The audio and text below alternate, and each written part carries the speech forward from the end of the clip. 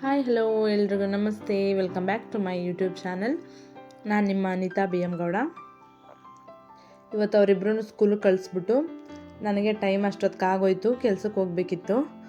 ಅದಕ್ಕೆ papaya cut ಮಾಡಿ ತಿನ್ಕೊಂಡು ಹೋಗೋಣ ಅಂತ ಹೇಳಿಬಿಟ್ಟು ಪಪಾಯ ಕಟ್ ಮಾಡ್ತಾಯಿದ್ದೀನಿ.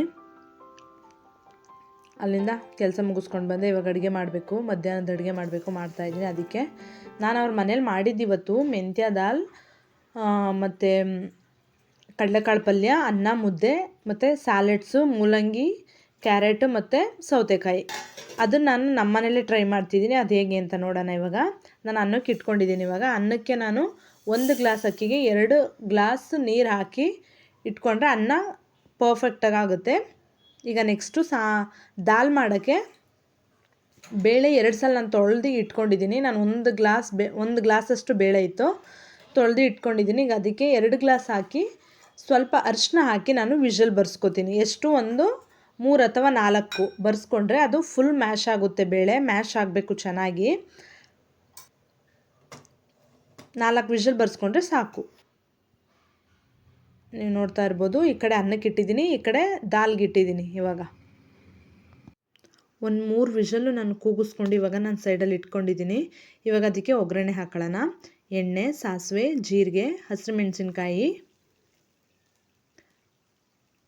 ಮತ್ತು ಒಂದು ದಪ್ಪದ ಸೈಜ್ ಇರುವಂತಹ ಈರುಳ್ಳಿ ಕಟ್ ಮಾಡಿ ಮತ್ತು ಕರಿಬೇವಿನ ಸೊಪ್ಪು ಹಾಕ್ಕೊಂಡು ಚೆನ್ನಾಗಿ ಫ್ರೈ ಮಾಡ್ಕೋಬೇಕು. ಸ್ವಲ್ಪ ಹಿಂಗೆ ಹಾಕ್ಕೊಳ್ಳಿ, ಹಿಂಗಿದ್ರೆ ಡೈಜೆಷನ್ಗೆ ಹೆಲ್ಪ್ ಮಾಡುತ್ತೆ.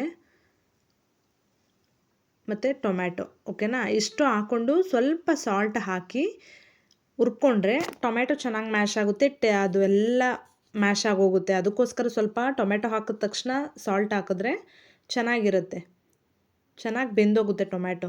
ಈಗ ಮೆಂತ್ಯ ಸೊಪ್ಪು ಹಾಕ್ಬಿಟ್ಟು ಚೆನ್ನಾಗಿ ಬೇಯಿಸ್ಕೋಬೇಕು. ಮೆಂತ್ಯ ಸೊಪ್ಪೆಲ್ಲ ಚೆನ್ನಾಗಿ ಬೇಯಬೇಕು. ಆದಷ್ಟು ಲೀವ್ಸ್ ಇರುವಂಥದ್ದನ್ನೇ ತೊಗೊಳ್ಳಿ. ಕಡ್ಡಿ ಇದ್ದರೆ ಅದು ಚೆನ್ನಾಗಿ ಬೇಯಲ್ಲ. ಸ್ವಲ್ಪ ಕಡ್ಡಿ ಇದ್ರೂ ಪರವಾಗಿಲ್ಲ, ಜಾಸ್ತಿ ಕಡ್ಡಿ ತೊಗೊಳಕ್ಕೆ ಹೋಗಬೇಡಿ. ಸೊಪ್ಪಂಗಿರೋದೇ ಬಿಡಿಸ್ಕೊಳ್ಳಿ, ಸಖತ್ತಾಗಿರುತ್ತೆ ದಾಲ್ಗೆ. ಅದು ಬೇಯಿಸ್ಟೊಳಗೆ ನಾನಿವಾಗ ಕಡಲೆಕಾಳು ಪಲ್ಯಕ್ಕೆ ಇನ್ನೊಂದು ಕುಕ್ಕರ್ಗೆ ಕಡಲೆಕಾಳು ನಾನು ರಾತ್ರಿನೇ ನೆನೆಸಿಟ್ಟಿದ್ದೆ. ಇವಾಗ ಅದಕ್ಕೆ ಕಡಲೆಕಾಳು ಹಾಕಿಬಿಟ್ಟು 2 ಗ್ಲಾಸ್ ನೀರು ಹಾಕ್ಕೊಂಡು ಸ್ವಲ್ಪ ಉಪ್ಪು ಹಾಕಿ ಒಂದು 3 ವಿಷಲ್ ಬರ್ಸ್ಕೊಂಡೆ. ಇದನ್ನು ನೋಡ್ತಾ ಇರ್ಬೋದು ನೀವು, ಸೊಪ್ಪು ಚೆನ್ನಾಗಿ ಬೆಂದಿದೆ. ಇವಾಗ ನಾವು ಬೇಯಿಸಿಟ್ಕೊಂಡಂತಹ ಬೇಳೆಕಾಳನ್ನ ಇವಾಗ ಹಾಕೋಣ.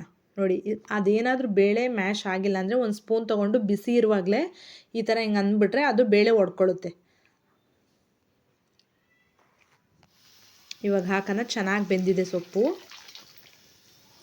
ಎಲ್ಲ ಸೊಪ್ಪುಗಳನ್ನೂ ಇದೇ ಥರನೇ ಮಾಡ್ಕೊಬೋದು. ಬೇಳೆ ಕೂಗಿಸಿ ಯಾವ್ಯಾವ ಸೊಪ್ಪನ್ನು, ಈಗ ದಂಟಿನ ಸೊಪ್ಪು, ಚಿಲ್ಕೆರವೆ ಸೊಪ್ಪು ಮತ್ತು ಪಾಲಕ್ ಸೊಪ್ಪು ಸೇಮ್ ಎಲ್ಲ ಇದೇ ಥರನೇ ಇರುತ್ತೆ.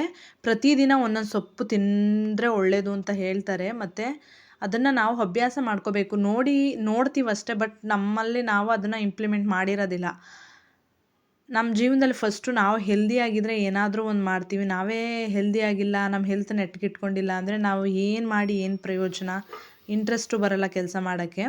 ಇದಕ್ಕೆ ನಾನು ಸಾಂಬಾರು ಪೌಡರು ಮತ್ತು ಅರಿಶಿನ, ಸ್ವಲ್ಪ ಉಪ್ಪಾಕಿ ಈಗ ಮೆಂತ್ಯ ದಾಲ್ನ ಕುದಿಸೋಣ, ಓಕೆನಾ? ಈಗ ಸೈಡಲ್ಲಿ ನಾನು ಇವಾಗ ಇದಾಯಿತು, ಮುದ್ದೆಗೆ ಇಟ್ಕೊಂಡಿದ್ದೀನಿ. ಮುದ್ದೆನೂ ಒಂದು ಸೈಡಲ್ಲಿ ಆಗ್ತಾಯಿದೆ. ಈಗ ಅಷ್ಟೊತ್ತಿಗೆ ಕಡಲೆಕಾಳು ಒಂದು 3-4 ವಿಷಲ್ ಬರ್ಸ್ಕೊಂಡಿದ್ದೀನಿ. ಈಗ ಅದಕ್ಕೂ ಕೂಡ ಒಗ್ಗರಣೆ ಮಾಡ್ಕೊಳ್ಳೋಣ.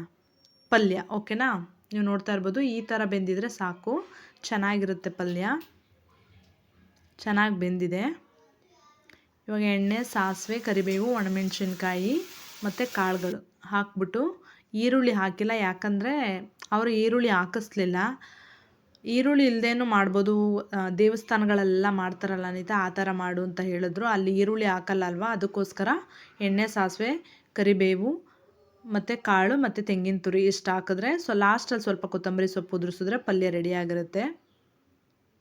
ಆದರೆ ದೇವಸ್ಥಾನಗಳಲ್ಲಿ ಬುಗುರಿ ಕಾಳು ಅಂತೀವಲ್ಲ, ಕಡಲೆಕಾಳು, ಅದು ಕೊಡ್ತಾರೆ. ಇದು ವೈಟ್ದಷ್ಟೇ, ಅದನ್ನು ಹಾಗೆ ಮಾಡ್ಕೋಬೋದು. ಆಲ್ಮೋಸ್ಟ್ ದೇವಸ್ಥಾನಗಳಲ್ಲಿ ಪ್ರಸಾದ ಕೊಡುವಾಗ ಈರುಳ್ಳಿ ಬಳಸಲ್ಲ, ಅದಕ್ಕೋಸ್ಕರ ಅವ್ರು ಹಂಗೆ ಮಾಡು ಅಂತ ಹೇಳಿದ್ರು, ಮಾಡಿದೆ. ಇವತ್ತಿನ ಊಟ ಒಂದು ದಿನಕ್ಕೆ 1 ಟೈಮ್ ಆದರೂ ಈ ಥರ ಊಟ ತಿನ್ನೋದ್ರಿಂದ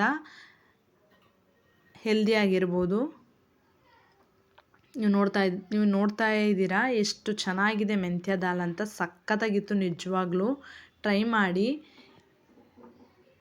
ಕಡಲೆಕಾಳು ಪಲ್ಯ ಮತ್ತು ಒಂದು ಸ್ಮಾಲ್ ಬೌಲಲ್ಲಿ 1 ಕಪ್ ರೈಸ್ ಆದರೆ ಸಾಕು. ಮತ್ತು ಇದಕ್ಕೆ ಸ್ಯಾಲಡ್ಸ್ ಅಂದರೆ ಕ್ಯಾರೆಟು, ಮೂಲಂಗಿ ಮತ್ತು ಸೌತೆಕಾಯಿ ಯೂಸ್ ಮಾಡ್ಬೋದು.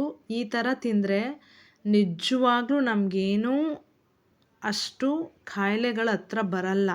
ಆಗಲೇ ಬರುವಾಗ ನಾನು ಸ್ವಲ್ಪ ಹಣ್ಣು ಸೌತೆಕಾಯಿಗಳೆಲ್ಲ ಬೇಕಿತ್ತು, ಅಲ್ಲೇ ಅಂಗಡೀಲಿ ತೊಗೊಂಡು ಬಂದೆ.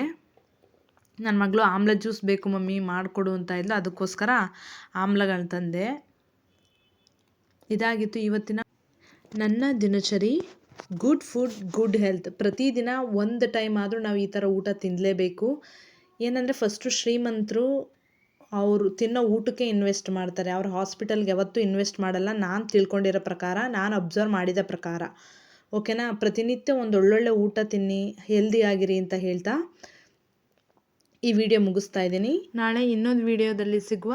Thank you all of you.